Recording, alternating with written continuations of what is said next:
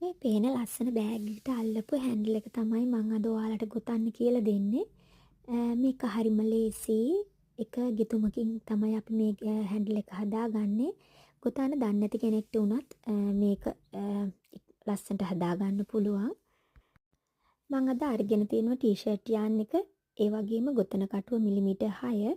බලමු අපි කොහොමද කියලා. මුලින්ම අපි ගොතා ගන්න කලින් පළවෙනියෙන්ම කරන්න ඕනේ එතන මූලික ගැටේ දාගන්න එක.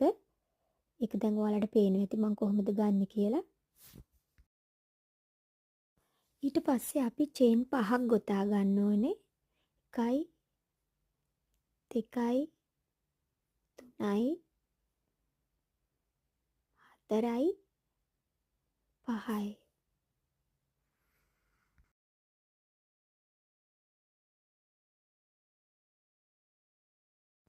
ඊට පස්සේ පළවෙනිම පටන් ගත්තේ අපි චේන් එකෙන් මේ විදිහට කටුව දාලා ආයෙමත් යන්න එක පටලලා අරගන්න ඕනේ.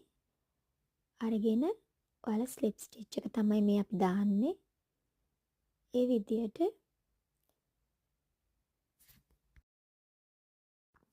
ඔයාලා බලන්න හොඳට මේ ස්ලිප් ස්ටිච් එක තමයි අපි මේ හැන්ඩල් එක ඉවර වෙනකම්ම ගොතන්නේ.